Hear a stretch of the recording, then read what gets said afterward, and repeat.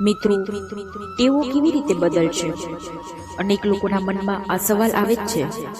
કોઈ ટેવ બદલવી છે તો પોતાના એક્શન્સ પર ધ્યાન આપો.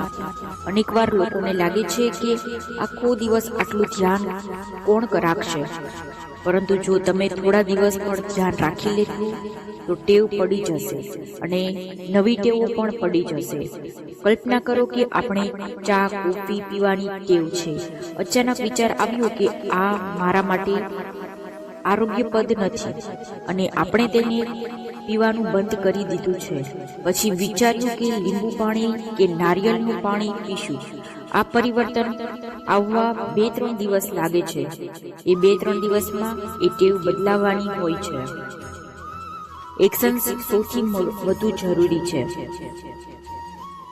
જેવું મનમાં વિચાર્યું કે આવતીકાલથી આ ચા બંધ, તો તરત જ મગજ કરશે, નહીં પીશું તો માથાનો દુખાવો થશે. હકીકતમાં આપણે પહેલેથી જ વિચારી લઈએ છીએ કે નહીં પીશું તો માથાનો દુખાવો થશે, કેમ કે બધા લોકો આવું બોલે છે.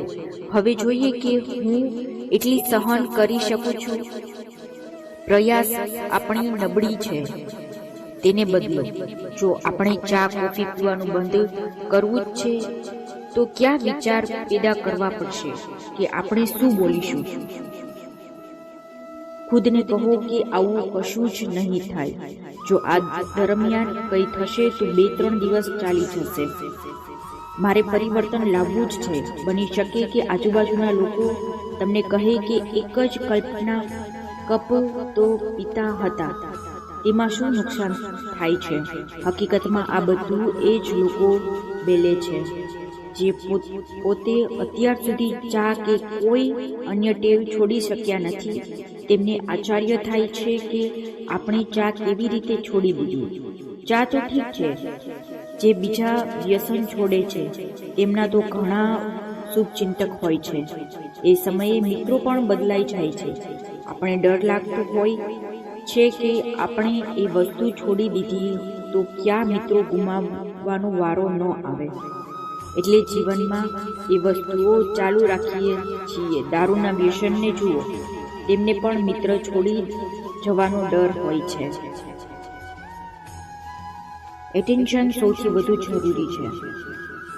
જેવું મનમાં વિચારીશું કે આવતીકાલથી ચા બંધ, તો તરત જ મગજ કહેશે નહીં પીશું તો માથાનો દુખાવો થશે. હકીકતમાં આપણે પહેલેથી જ વિચારી લઈએ છીએ નહીં પીશું તો માથાનો દુખાવો થશે, કેમ કે બધા લોકો આવું જ બોલે છે. હવે જોઈએ કે હું કેટલું સહન કરી શકું છું. પ્રયાસ આપણી નબળી છે કે તેને બદલો. જો આપણે ચા કોફી પીવાનું બંધ કરવું જ છે તો કયા વિચાર પેદા કરવા પડશે કે આપણે શું બોલીશું? ખુદને કહો કે આવું કશું જ નહીં થાય. જો આ દરમિયાન કંઈ થશે તો 2-3 દિવસ ચાલી જશે. મારે પરિવર્તન લાવવું જ છે. બની શકે કે આજુબાજુના લોકો તમને કહે કે એક જ કપ તો પીતો હતો, તેમાં શું નુકસાન થાય છે? હકીકતમાં આ બધું એ જ લોકો બોલે છે જે પોતે અત્યાર સુધી ચા કે કોફી કોઈ અન્ય ટેવો છોડી શક્યા નથી. તેમને આશ્ચર્ય થાય છે કે આપણે ચા કેવી રીતે છોડી દીધી. ચા તો ઠીક છે, જે બીજા વ્યસન છોડે છે તેમના તો ઘણા શુભચિંતક હોય છે. એ સમયે મિત્રો પણ બદલાઈ જાય છે. આપણે ડર લાગતો હોય છે કે આપણે એ વસ્તુ છોડી દીધી તો ક્યાં મિત્રો ગુમાવવાનો વારો ન આવે. એટલે જીવનમાં એ વસ્તુઓ ચાલુ રાખીએ છીએ.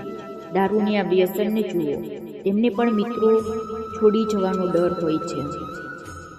કોઈ પણ ટેવ નાની કે મોટી નથી. ટેવ ચા પીવાની હોય કે ગુસ્સો કરવાનો, બદલવાની શરૂઆત એક પગલાંથી જ થાય છે. આપણું મગજ કહેશે કે ગુસ્સો વગર કોઈ કામ જ નહીં થઈ શકે. મગજમાં તેના અનેક જવાબ છે. કોઈ વાત પર પ્રતિક્રિયા આપવા માટે કોઈ નક્કી પરિસ્થિતિ હોતી નથી.